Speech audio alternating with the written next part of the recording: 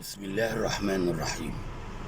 قبل ما ابدا الكلام واقول السلام، بقول تحيا مصر العظيمه، مصر ام الدنيا، مصر قد الدنيا. طبعا الفيديو اللي نزل كان على مستشفى دار سماعين والسهاريج اللي تحت، اللي هي بتعتبر تحفه معماريه.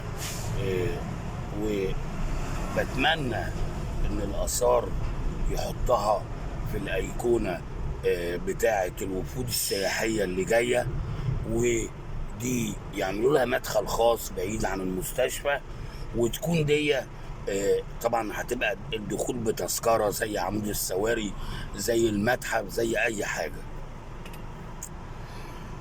واتكلمت على كوبري التاريخ وطلبت من الوزير المحترم كامل الوزيري ان يروح وينزل ويتفرج ويعمل عليه سور برضو من تحت، وتبقى بوابة الناس تتفرج على ازاي الارج ده بالكوبري ده اتعمل.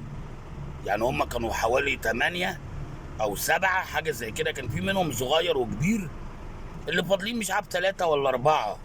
يا عالم هيفضلوا ولا لان مع هو المباني بتاعته هو بحجر طوب معمول، بس في قمة الجمال والروعة.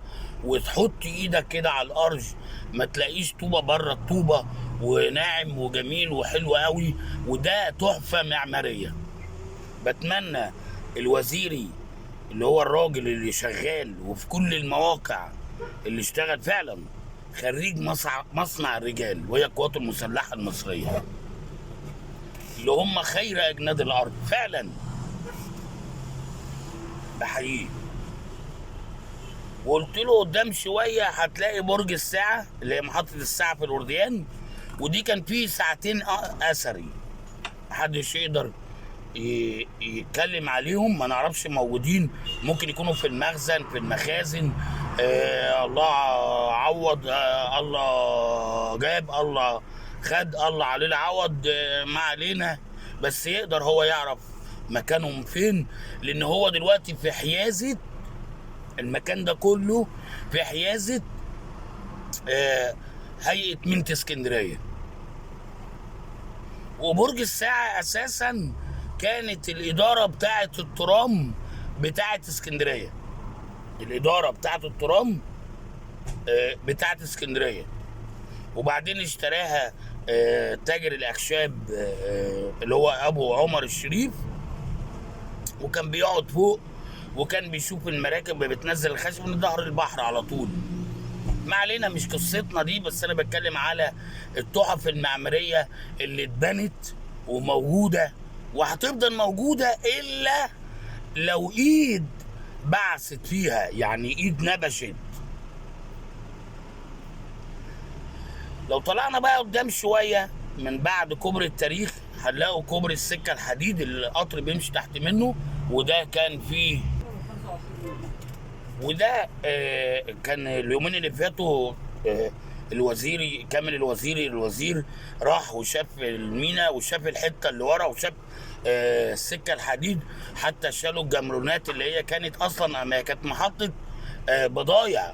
محطه السكه الحديد دي اللي هي في الاباري كانت محطه بضايع، البضايع اللي بتيجي من خط الصعيد كله كانت بتنزل هنا، وعربيات بتاخدها، عربيات كانت العربيات القديمه النقل، وعربيات اللي هي بالحصان وبالحمار، وكانت بتنقل للمخازن. واللي فيه اللي كان بيتصدر كان بيخش القطر يخش لحد الجمرك يعدي على المراكب.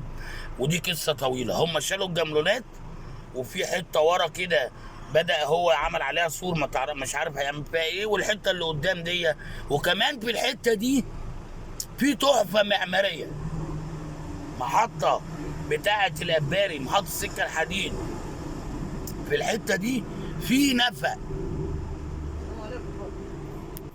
واكيد لما دخل سياده الوزير كامل الوزيري شاف النفق اللي هو كان الناس بتخش من محطه السكه الحديد، من محطه يخش من باب الاباري عشان يطلع من باب كبر عشري، كان بينزل نفق تحت السكه الحديد تحت القضبان، يعدي ويطلع، يبقى ما بيجيش جنب القطر خالص، ده ماشي تحت. ده برضو معمول بتحفه معماريه، وكان ايشاني معين كده وحاجه جميله قوي النفق ده. طبعا ما ينفعش يبقى السياح يخشوا يتفرجوا على البتاع ده لأن جوه محطه السكه الحديد، رغم ان البيبان كلها متكسره والناس داخله طالعه. ما علينا، ما فيش حاجه تتسرق، لان اللي يتسرق ما يقدرش يشيلوه دلوقتي. انا اسف. وبعد ما تعدي السكه الحديد، كوبري بتاع السكه الحديد، لو دخل يمين هيبقى باب 27. هنطول قدام في كوبري عالي عملوه وداخله يخش على باب 27، باب الجمرك رقم 27. وفي الحته دي كوم الملح اللي الرئيس اتكلم عليها وقال من المناطق الخطره. وكانت في طابيه اسمها طابيه صالح. انا بتكلم على تاريخ اسكندريه، تاريخ اسكندريه اللي اهملوها وسرقوها، واللي عاوز يقاضيني يقاضيني، ياخد الريح من البلاط ابيض. بس انا بخاف على بلدي، مش عاوز حاجه تانية تتسرق. رجال الاعمال اللي سرقوا الاثار وسرقوا الشركات وسرقوا الاراضي، والاخر يقولوا له يا ريس سيسي فين؟ ما بح كلتها القطه، ده اللغه بتاعتنا احنا. مفيش طابية صالح خلاص، بقت ارض واتعمل عليها سور، ودي كانت قصه كبيره مش هتكلم فيها، لان بيقولوا عليها من الاواضي الشايكه، الاواضي اللي هي شوك لو دوسنا عليها كلبش. لا ماليش دعوه بالناس دي، ما علينا. الدوله بعد كده استفادت بعد حوار ما علينا، ما علينا. يا ساده، مصر زي ما قال ابو الهول في الصوت والضوء باللغه العربيه لما بيقول انا الحارس الامين، بقالي 7000 سنه قاعد هنا. رد احد اللي كانوا جالسين بيسمعوا الصوت والضوء، قال له ما انت طوب، انت طوب، ما انت لو خشب كنت اتسرقت من الاف السنين، هيسرقوك ازاي؟ فمصر هتفضل مصر، مش هتجوع ولا هتتهان، لكن ده مش موضوعنا. لما تطلع قدام شويه في الورديان، نقطة الورديان، وتخش، دي بقى اللي انا بتكلم فيها، تخش على حته اسمها الصينيه المتراس، في طابيه اسمها طابيه اليسرى، دي تحت القوات المسلحه عامله فيها مخازن وحاجات. طابيه اليسرى، وطابيه اليسرى اكبر من قايتباي، يعني في المساحه هي موجوده، بس طبعا ما تنفعش تبقى في الايقونه السياحيه لان القوات المسلحه موجوده فيها. بس انا بتكلم على تاريخ اسكندريه،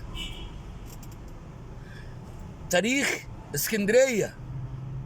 بقول له يا ريس بص لاسكندريه شويه، بص لاسكندريه شويه، انت عامل مجهود كبير قوي في جميع المحافظات، وفي اسكندريه برضو في مجهود كبير، لكن احنا بنتكلم على الحاجه اللي هتدخل فلوس للبلد من السياح اللي هيجي يتفرجوا على السهاريج تحت مستشفى دار سماعين، او هيتفرجوا على كوبري التاريخ، او هيتفرجوا على ميدان القلعه بتاعت الساعه اللي هي مسمين اسمها محطه الساعه في الورديان، او اذا كانت الجيش هيتحرك من طابيه اليسرى تتروق وتتعمل. هرجع تاني بفيديو تاني، هوصل لحد الدخيله في طابيه تانيه موجوده، في طابيه تانيه موجوده برضو في الدخيله على البحر، مفيش حد يعرفها الا قليل جدا، او اهل الدخيله واهل الماكس القدام. وهرجع تاني وهذكركم برضو سيبوكم من الدولار طلع ونزل. لا لا لا، اذا كان الدولار طلع ده موضوع مش الشعب ملوش فيه.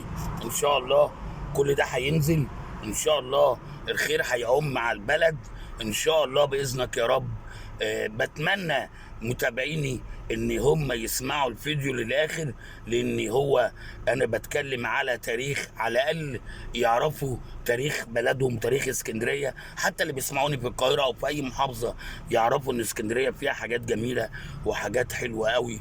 وقبل ما اختم الكلام واقول السلام، هرجع للطابيه بتاعه الدخيله وطابيه اليسرى، ودي حاجات جميله وحاجات عظيمه قوي، وكانت تحفه معماريه مبنيه على احدث النظام اللي صعب مهندسين النهارده يعملوها، وان عملوها هتتكلف ملايين الملايين ومش هيعملوها زي كده. ختمت الكلام وقلت السلام، وقلت تحيا مصر العظيمه، مصر ام الدنيا، مصر قد الدنيا. ربنا سبحانه وتعالى معاك يا بلدي. تحيا مصر.